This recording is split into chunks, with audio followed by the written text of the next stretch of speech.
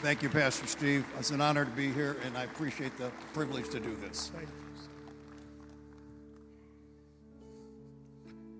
You can be seated unless you want to stand for the next 2 hours. It's an honor for me to be up here in front of my Christian brothers and sisters, and especially when it comes to anything to do with our military and the men and women who have served, who are serving now and have served before. Memorial Day in memory of. It started in May 30th, was the first, in 1868 was the very first day. It was made an official holiday in 1971. I'm going to quote John 15:13. Greater love has no one than this, to lay down one's life for one's friends. Also, the tomb of the unknown soldier has been guarded since 1937. Those are the unknown soldiers who have died in combat and were never identified. We go back to the Civil War where 620,000 people died. When we get a calling for the Army or to serve in the military, as in Isaiah 6:8, the Lord also calls. Then I heard the voice of the Lord who said, "Who should I send and who will go for us? Here I am, send me."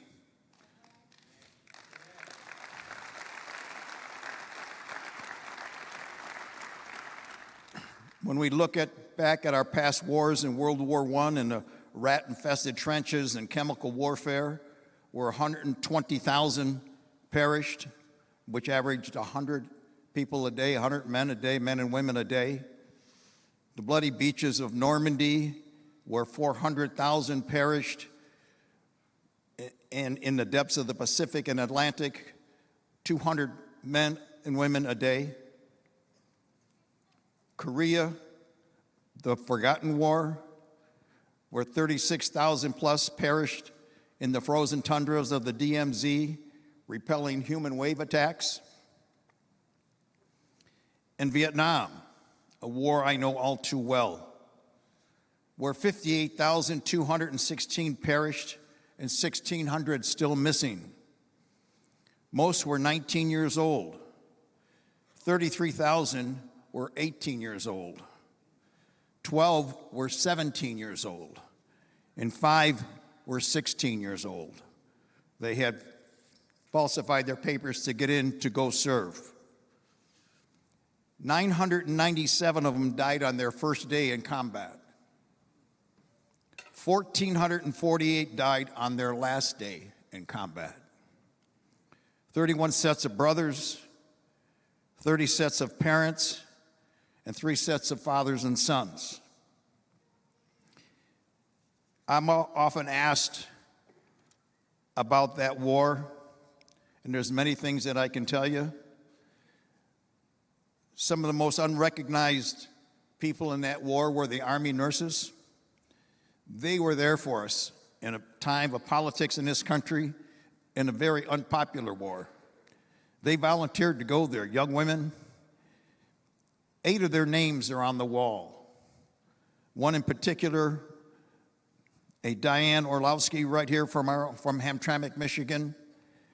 These young ladies were put in to take care of us, not only medically, but socially and spiritually. They held hands of dying soldiers and promised to call moms and dads and repeat their last words. Those are the men and women, the cloth, the fabric of our country. The Gulf War, War on Terror, Desert Storm, in the terrible heat of the Middle East deserts, in the desolate mountains of Afghanistan. Over 10,000 men and women have died and continue to die. And we are at a very dangerous point right now politically across the globe where we have men and women in harm's way. And I can assure you that our hospitals are full and The ongoing cancer wards at Walter Reed are full because people don't realize the toxic environments that our men and women have been exposed to. And we talk about the families of the fallen. I will quote Thessalonians 4:13 and 14. We do not want you to be uninformed about those that sleep in death. And in Revelations 21 and 4, and God shall wipe away all the tears from their eyes. There will be no more death or mourning. The Borgstrom family in Utah, whose the four brothers, a set of twins, in a 6-month period, died in World War II. To the Sullivan family of Iowa, whose 5 sons perished in the seas off Guadalcanal on the USS Juneau when it went down in World War II. In Matthew 5 and 4, blessed are those who mourn, for they shall be comforted.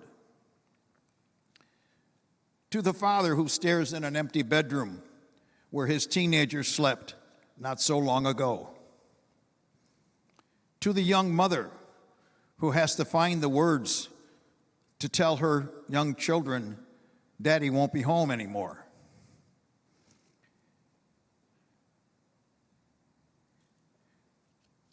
To little sister, who's older now, but walks among us quietly on this day. She reflects back 60 years ago as a 9-year-old girl and remember her big brother, her only sibling. He was her world and she was his. She remembers taking him to the airport and that special wink that he had just for her as he was so handsome and marched off to war and told her he would be back. She waited patiently. And finally, the day came where the Army car was coming this afternoon. She was beside herself. She put on her special church dress, the hairpins, the barrettes that he had sent her from the Far East, and of course her new patent leather shoes for this special occasion. And she stared out the upstairs bedroom and waited and waited. And finally, the Army car came. She was beside herself, ran down the stairs, ran out of the front porch, and ran down the people walking up the driveway to the Army car and looked in, but he was not there. Where was he? She didn't understand. And then she heard her mother scream, and she turned as they were giving her the folded flag and knew what had happened. These are only some of the stories that combat and war brings. I'll share with you just one of the things that affected me in my life. I played Little League Baseball with a young man, a friend. He was an only child, Richard Hamilton of East Detroit. His dad was the coach. He went in a little bit after I went in. And in June of '67, when I was home on leave, barely home a week, the word came that he was KIA, killed in action. I borrowed my mother's car and drove over to see Coach. He didn't know I was coming. There was no such thing as cell phones or texts or anything. And he was sitting on the front porch as if waiting for me. I looked up, went up the stairs, and we didn't have the words, but we looked at each other and cried it out until we couldn't cry anymore, and sat there reminiscing of the early days as boys playing baseball. There are so many of these things that happen in every combat zone and every time we get in conflict. It's part of the world we live in, and it's a very difficult, scary world at times, and there are very bad people out there. we think about the veteran who gave their life. It's not only life that they gave, but the life they never lived. Never to sit at the Thanksgiving table again. Never to be aunt or uncle to their siblings' children. Never to walk their daughter down the aisle. And as Ecclesiastes, I can't say that word too well, 3:1 and 2, there is time for everything.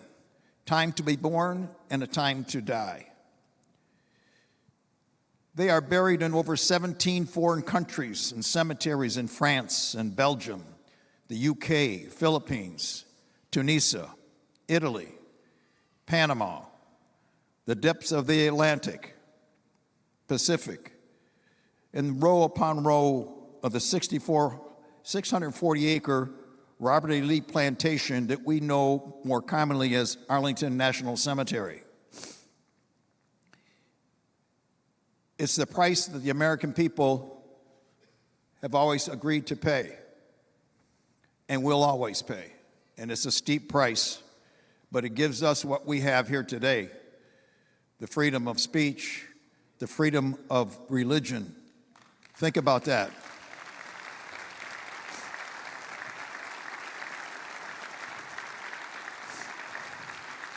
Thank you. Where would we be without our faith? Where would we be without him? I wouldn't be here if it wasn't for him. Thank you.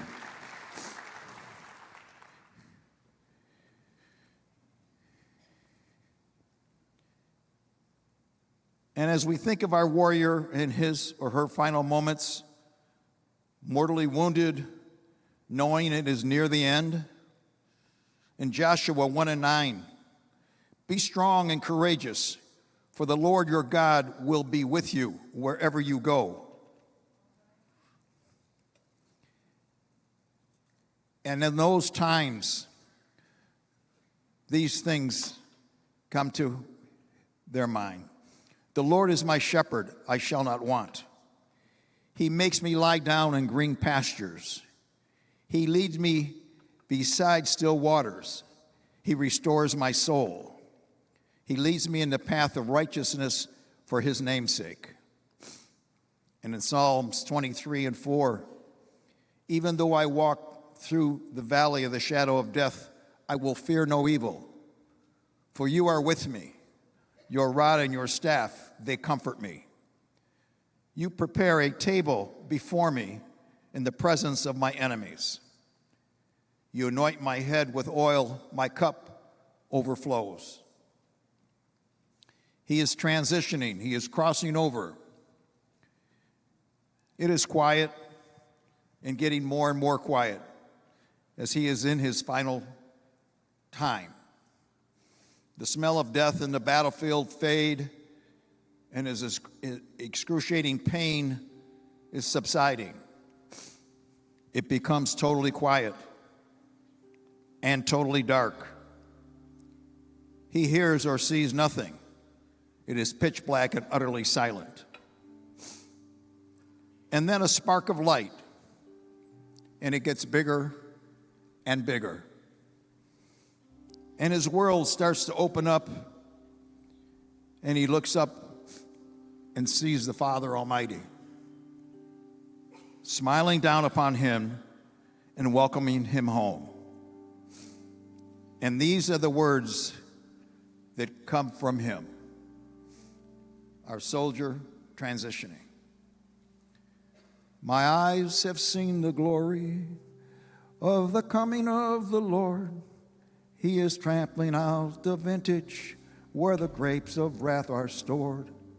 He has loosed the faithful lightning of his terrible swift sword. His truth is marching on. Mine eyes have seen the glory of the coming Thank you. of the Lord. He has loosed the faithful vintage where the grapes of wrath are stored. He has loosed the faithful lightning of his terrible swift sword. His truth is